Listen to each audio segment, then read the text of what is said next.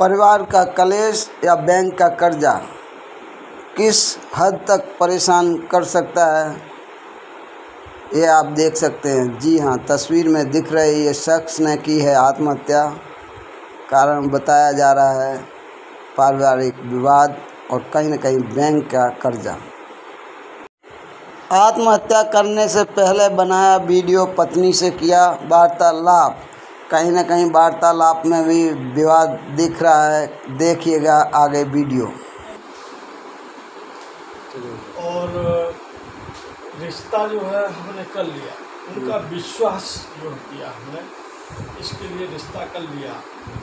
विश्वास करने के बाद जो शादी हमने कर लिया, शादी करने के बाद उन्होंने उनका जो रूप हमने देखा, उनका व्यवहार देखा, तो आज हमारे समाज में, आज हमारे जो साले हैं, आज हमारा जो छोटा सा परिवार है, उसके साथ में जो उन्होंने जो बर्ताव किया है, जो व्यवहार किया है, मेरे बच्चे को यहाँ से मेरे गैर हाजिरी में, शादी होने के बाद में हमारे पिताजी का एक्सीडेंट हो गया था।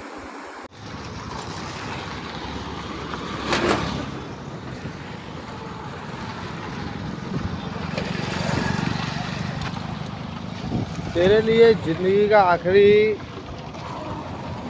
जो कुछ सेकंड है दे रहा हूँ। तेरे माँ बाप सही, तू सही, तेरा पूरा ख़ानदान सही, पर मेरा आत्मसम्मान सही नहीं है और मेरा आत्मसम्मान मर चुका है। और जिस आदमी का आत्मसम्मान मर जाए वो आदमी जिंदा रहता ही नहीं है। तो आदमी हो गया तेरा एकदम ख़त्म। अब जियो अपनी ज़िंदगी अपने माँ बाप के साथ, अपने भाई के साथ, अपनी भाभी के साथ।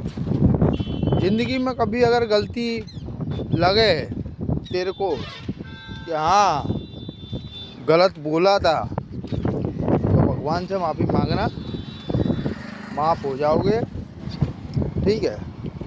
बाकी एंजॉय 24 आवर्स। आत्महत्या करने से पहले पत्नी से जो विवादास्पद संवाद हुआ उसका ऑडियो क्लिप भी है, लेकिन वह बेहद शर्मजनक है, इसलिए इसमें नहीं है। मैंने कहा तुरंत तू बुला, और बुला करके मैंने उसको गले लगाया। बोले बेटा तूने ऐसा क्यों तू सोच रहा है, हम तेरे साथ हैं, ऐसा नहीं है। हमने तत्काल, मेरे बेटे ने, मैंने और मेरी बेटी ने, गुड़िया ने और इसकी माँ ने जितना सहयोग बना उतना दिया, कम से कम 7 लाख से ऊपर दिया। आज हम लोग ब्याज भर रहे हैं उसका। ये लोगों ने हमारे साथ कितना विश्वासघात किया, भगवान भी इनको माफ नहीं करेगा। मुझे एक कानून पे मुझे भरोसा है। ये लोगों ने हमारे साथ, और वो बोलती थी मैं खून के आंसू रुला दूंगी।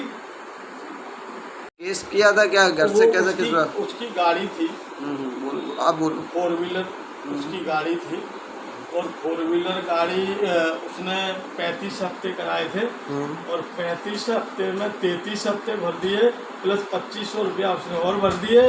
और ये फाइनेंसर वाले आए और उसकी गाड़ी को टांग के ले गए, और बारों बार उन्होंने बेच दिया।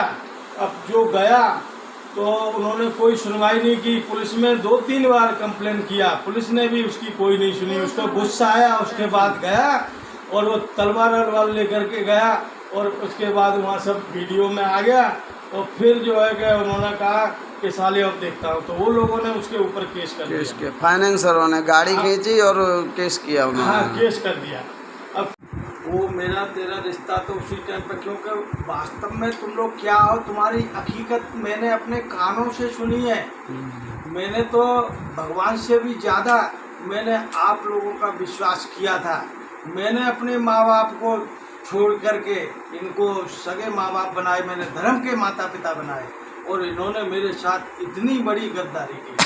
और फिर धर्म के माता पिता किसको, सास ससुर को बनाया, ऐसा बोलो? सास ससुर को बनाया, और हमारे जो असली जो माता पिता है, हमने इनके पीछे हमने उनको छोड़ दिया, ऐसा उन्होंने कहा।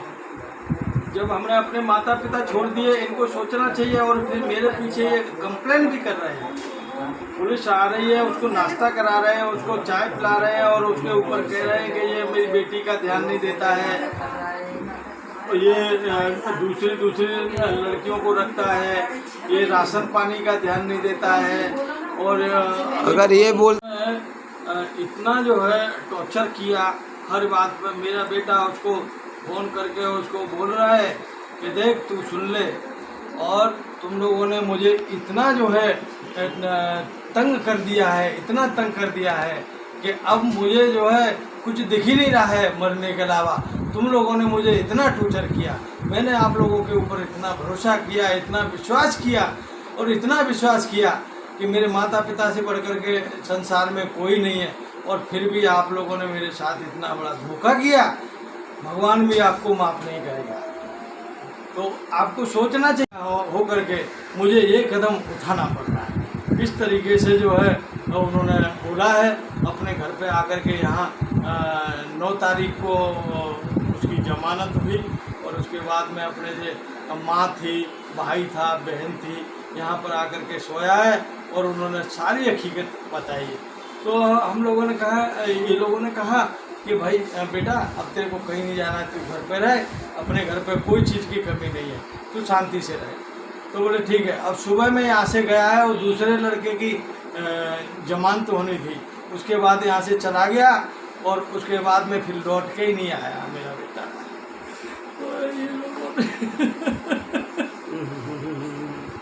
हिम्मत रखो, आप ऐसे मत करो। शादी के बाद बच्चा 7 से 8 साल तक ससुराल में ही रहा, और सास ससुर को अपना माता पिता उसने समझा। लेकिन परेशानी का दौर उस वक्त आया जब उस पर कर्जा हो गया और गाड़ी खिंच गई। हम लोग वहाँ से कौन सी सिटी है वहाँ गए थे, इन्फो सिटी गए थे। जिस दिन जो है सीओ एसपी साहब से मिले, एसपी साहब ने फ़ोन करके बोला कि कोई बात नहीं, उनसे मिल के जाना। उन्होंने कहा कि कोई बात नहीं, कल 12 बजे आना, और आप चिंता मत करो। उसके बाद हम दूसरे दिन गए तो उन्होंने भी बोल दिया कि नहीं यहाँ से कोई केस वेस नहीं होगा, और आप जहाँ रहते हो वहाँ होगा लड़ाई झगड़ा। तो और ये सब जो है टॉर्चर तो वो लोगों ने वहाँ से किया है, तो आप जो है वहाँ पर जो आपका पुलिस स्टेशन लगता है। बोले कौन सा पुलिस स्टेशन लगता है? कि नरोड़ा लगता है। तो फिर हम लोग नरोड़ा में आए, और यहाँ पे PSI क्या बोलता है, तुम्हारे पास में कोई एविडेंस है कोई कि इस तरीके से? यहाँ तो बोले बहुत आत्महत्या करते हैं, बहुत लोग ऐसे मरते हैं, और इस तरीके से जो है हम पुलिस अपने जो है FIR करेंगे तो बोले हमारा तो पुलिस स्टेशन ही भर जाएगा। बोलो इस तरीके से FBI के मुंह से ये सब शब्द शोभा देते हैं। 1 घंटे हम बैठे, और 1 घंटे बैठ करके हमने हाथ जोड़ कर इनसे गुहार लगाई, मगर इन्होंने हमारी एक भी बात नहीं सुनी। अब हम कहाँ जाएं? अब हम बहुत बड़े जो है अब मजबूर हैं। अब हमारा इंसाफ कैसे मिलेगा? और आप लोगों से हाथ जोड़ करके प्रार्थना है कि ये दूध का दूध पानी का पानी हो जाए। ये लोग जो है FIR करेंगे, और उसके बाद में ये लोग एक्शन लेंगे, और वो सच्चाई को देखेंगे, तभी अपने को पता। और उससे मैं गाड़ी से अपना आजीविका चलाता था, बच्चों को पढ़ाया लिखाया, और मैं अपने कर्तव्य का ईमानदारी के साथ जो है हाँ मैं बच्चा कितना पढ़ा लिखा था? जो बच्चे ये 12वीं पढ़ा था। 12वीं। ये मेरी बच्ची है। मुझे ये चीज़ का कि भाई कानून है, ये लोग हमारे ऊपर कार्रवाई करेंगे तो क्या हम बच जाएंगे? दूसरे की हत्या करने के बाद में अगर हम किसी की अगर हत्या कर रहे हैं तो उसके बारे में भी तो सोचना चाहिए भाई कि हम कितने हद तक जा रहे हैं। ये तो सोचना चाहिए, मगर इन्होंने अपने बारे में भी नहीं सोचा। और भाई रिश्ता किया तो तूने प्रॉपर्टी पे किया, पहले एग्रीमेंट करना चाहिए कि भाई मैं शादी तो मैं कर रहा हूँ अपनी बच्ची की, मगर आपके बच्चे को मैं अपने घर रखूँगा। ऐसा कोई एग्रीमेंट किया? ऐसी कोई बात हुई? कोई नहीं हुई। हम घर पे चले गए, परेशानी में मेरे पिताजी का एक्सीडेंट हुआ, हम चले गए गाँव, और गांव चलाने के बाद में फिर ये लोग आरोप लगा के बच्चन को लेके गए। और उसका उस टाइम पे उन्हें आपके बच्चे के साथ क्या हादसा हुआ वो बताइए। हमारे बच्चे के साथ हमारे बच्चा इतना टॉर्चर किया और 9 तारीख को टॉर्चर जमानत किसने किया? टॉर्चर किसने किया? उसकी बहू ने, उसके साले ने, उसके ससुर ने, उसकी सास ने। सास तो मेरे बच्चे को खाना भी नहीं कभी खाने देती। इतना वो टॉर्चर करती, इतना करती। आके उसने 9 तारीख को सब बताई तो बोले नहीं जा। तो हमने बोला कि बोले तेरा समाधान कराएंगे। तो बोलते हैं कि बोले मेरा समाधान करा देंगे तो भी मेरे को ये जीने नहीं देंगे। ये इतना वो करते हैं कि मेरे को जीने नहीं देंगे। तो आपका बच्चा कितने साल से आपके पास नहीं था? मेरे पास तो 9 साल 10 साल से नहीं था। 10 साल से लेके जिस दिन से शादी हुई है 1 महीना नहीं रहने दिया। हम घर पे नहीं थे, पीछे ये लोग लेके गए। कहाँ रह रहा था बच्चा? बच्चा ससुराल में। अच्छा अच्छा। ससुराल में रह रहा था, सास के पास, ससुर के पास। आपको कैसे पता चला कि बच्चे को ये परेशान कर रहे हैं, टॉर्चर कर रहे हैं? बच्चे ने कब आके पता बोला। चला? कब? कौन सी 9 तारीख को 9 तारीख को जमानत होके आएंगे। 9 तारीख को पुलिस वाले ने टॉर्चर किया। ये पुलिस वाले आते थे तो ये घर पे बिठाते थे, चाय पानी कराते थे, उनको वो सिखाते थे। तो मेरे बच्चे को इतना परेशान करा तो पस्सी हरी छोड़ के मेरा बच्चा यहाँ से गया। पुलिस वाले लेके गए, ससुर ने, सारे ने, सास ने, उसकी औरत ने। अच्छा, बच्चे का जो आपका ये धीरेन्द्र भाई हैं, धीरेन्द्र भाई की जब डेड बॉडी मिल गई उसके बाद में अंतिम संस्कार हो गया, फिर घर पे विधि विधान हुआ तो उसमें क्या विधि डाला, क्या हुआ फिर उसके बाद? हमने अपना नाती बुलाया, उसने अंतिम संस्कार किया। तो नाती बुलाया कि उसकी विधि करानी है। तो नाती बुलाया, नाती को लेके आए तो सब झगड़ा करने आए। कब आए झगड़ा भर करने? के आए, एक 4 व्हीलर आई। कब? 24 तारीख को। 24 तारीख को। और सब ने आकर यहाँ पे धमकियाँ दे के गई। बहू आई, उसका बाप आया, उसका भाई आया, सब यहाँ पे इतना झगड़ा किया और मेरे को धमकी दे के गई। क्या? हमको धमकी दी कि हम बिल्कुल बर्बाद कर देंगे, हम काऊ लाख नहीं छोड़ेंगे। और जिन पे गलती है ना उनको भी हम सफा कर देंगे, दोनों मोड़ा मोड़ इनके सबको, हम पे तो कोई बचता जाए। ऐसे ऐसे धमकी दे रही पुलिस। इसको बोले बचा के रखे, कैसे बचाएगी? धमकी देने का मेन कारण क्या है? क्या आपसे पैसा मांग रहे हैं? पैसा के काज है, संपत्ति के काज है। या तो मेरे नाम मकान करे या तो हमको पैसा दे, और नहीं तो इसको बोले बचा के रखे, इसको मार डालेंगे, इसको भी नहीं छोड़ेंगे हम लड़का को। छोटे वाले को धमकी दे के गई, छोटे वाले को धमकी दे के गई, मेरी लड़की को धमकी दे के गई। बोले कहाँ जाएगी तहाँ देखेंगे, ऐसा ऐसा बोल के गए। उसका भाई, उसका बाप और वो उसकी औरत, ये सब ऐसी ऐसी धमकी देते हैं। और नहीं हमारा लड़का नहीं जाएगा, तू अपनी लड़की को लेके जा, ऐसा बोला था पवन ने। जब ये बच्चे को, आपके बच्चे को वहाँ ले गए ससुराल में, तो सास और ससुर ये घर से लेके गए। और लड़का जब बाथरूम में दुबक तो जा नहीं रहा। तो बोले निकल, क्यों नहीं जा रहा है, नहीं तो फांसी काटे मैं नहीं मर। इस तरीके से उन्होंने जो, हाँ, तो ये चीज़। आज ये माँ अपने बच्चे की तस्वीर को देखकर रो रही और परेशान हो रही है। कारण जब से बच्चे को जन्म दिया उसके बाद बच्चा शादी के बाद साथ नहीं रह पाया। अच्छा, किशन सिंह, क्या आपके भाई के साथ में क्या हुआ उसके बारे में बताइए। जब 10 तारीख को उसने जाते टाइम शाम को 7:20 पे मम्मी को कॉल किया और कॉल करके कहा कि मैं जा रहा हूँ, जो छोटा भाई है उसको संभाल के रखना, एक तो जा रहा है बड़ा वाला, छोटे को संभाल के रखना। और उसने रिकॉर्डिंग्स भेजी 2-3, जो उसकी और जो भाभी के बीच में जो बात हुई थी, जो झगड़ा हो रहा था, जो वो झगड़ा किससे हो रहा था? भाई से झगड़ा कर रहे थे। भाई से? किससे? मेरे भाई से, धीरेन्द्र सिंह से। कौन कर रहा था झगड़ा? भाभी कर रही थी। हाँ, तो ऐसा बोलो। हाँ, भाभी झगड़ा कर रही थी फोन पे। हाँ, फ़ोन पर। तो वो रिकॉर्डिंग मम्मी को भेजी है फ़ोन पे, और लोकेशन भेजी कि ये मैं जगह पे हूँ, कराई कैनाल जो नभोई ब्रिज है वहाँ की लोकेशन भेजी कि मैं कूदने जा रहा हूँ और छोटे वाले को संभाल कर रखना। तो मम्मी ने कहा कि नहीं बेटा, तू कहाँ भी है, तू घर आ, ऐसा मत कर, तू घर आ जा ऐसे करके। बोले नहीं, मैं जा रहा हूँ और ये मेरी लोकेशन है, बस ये बोल के फ़ोन काट दिया।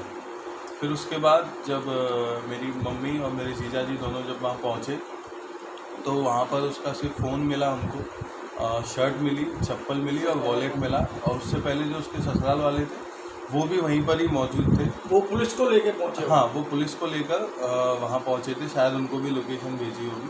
तो वो वहाँ पहुँचे तो मम्मी थी और मेरे जीजा जी थे, उन्होंने वहाँ ढूंढने की कोशिश की पर वहाँ नहीं मिला था, तब तक वो कूद चुका था। फिर उसके बाद जो फ़ोन था उसका वो मेरी मम्मी के पास था, तो पुलिस वालों ने फ़ोन लेके जो मेरी भाभी है उनको दे दिया। उनको देके तो मैं उस टाइम पे ऑफिस में था, तो मैं वहाँ से तुरंत आया गांधीनगर ऑफिस से। उधर स्पॉट पे आके फिर हम लोग इन्फो सिटी गए, मिसिंग कंप्लेन लिखवाई हमने रात ही में, उसी दिन 10 तारीख की रात में। कंप्लेन लिखवाने के बाद पुलिस वालों ने बोला कि अभी हम नहीं ढूंढेंगे, फायर ब्रिगेड रात में नहीं आएगी।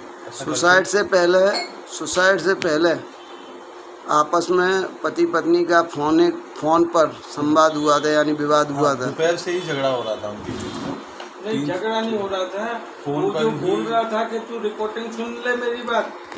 आपके भाई की जब डेड बॉडी मिली उसके बाद आपको कितने समय बाद पता चला और आप लोग फिर कहाँ पहुँचे और क्या वाकया हुआ वो बताइए। हमको 3:40, थोड़ा लाउडली बोलिए।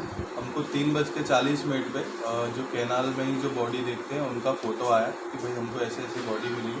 हमने फ़ोटो से पहचान के तुरंत कलोल के लिए हम निकले, कलोल सिविल के लिए निकले। तो उसी रास्ते में ही हमने जो मेरे भाई के ससुराल वाले हैं उनको भी हमने कॉल करके बता दिया कि भाई ऐसे ऐसे हमको बॉडी मिली है। तो 3-4 घंटे बाद वो सिविल में पहुँचे, हम भी सिविल में पहुँचे वहाँ।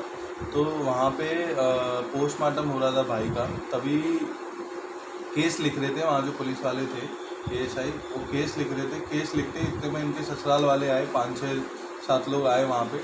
आके ही वहाँ पे हो हल्ला करने लगे। वहाँ पुलिस वाले थे, उन्होंने भी उन पर चिल्लाया और आते ही बोलने लगे, बोले इस पर हमको इनका नाम लिखवाना है और मैं दिव्य भास्कर में हूँ, मैं ये कर दूँगा वो कर दूँगा, ऐसे करके बोलने लगे।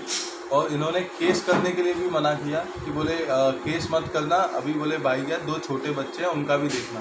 इन्होंने इनडायरेक्टली धमकी भी आपसे क्या मांगा, आपसे कुछ मांग की उन्होंने, आपसे क्या मांग कर रहे थे? बोले हमको पैसे चाहिए, हमारी बहन है उसको कौन देखेगा, बच्चों को कौन देखेगा, हमको हिस्सा चाहिए, पैसों और हिस्सा की ये लोग वहाँ बात कर। और आपको धमकाने की क्या कोशिश की? धमकाने की ये कोशिश की कि बोले केस पलेगा, मत करना, केस सोचना भी मत केस वगैरह करने की। बोले अभी 2 बच्चे हैं उनका भी देखना। 2 बच्चे नहीं, आप लोगों को किसी को धमकाया? आप लोगों को किसी को धमकाया उन्होंने कि भाई आपके घर परिवार वालों को नहीं छोड़े, ऐसा किसी ने धमकाया? धमकाया। क्या धमकाया वो खुलकर बोलो। इन्होंने ये कहा कि बोले जो आप लोग हैं केस वगैरह करने की मत सोचना, बाकी बोले हम तुमको भी नहीं छोड़ेंगे। मेरा नाम लिया, मेरी बहन है, बोले तुम लोग बाहर रहते हो, उनके लिए भी बोला, मेरे जीजा जी हैं उनको लिए भी धमकी दी। तो ऐसे धमकी दे देते। धमकी किसने दी थी? आपके भाई के ससुर ने या और किसी रिश्तेदार ने? जो मेरी भाभी हैं उनका जो भाई है, जो उनके ताऊ का लड़का है तेजिंदर सिंह, उसने धमकी दी।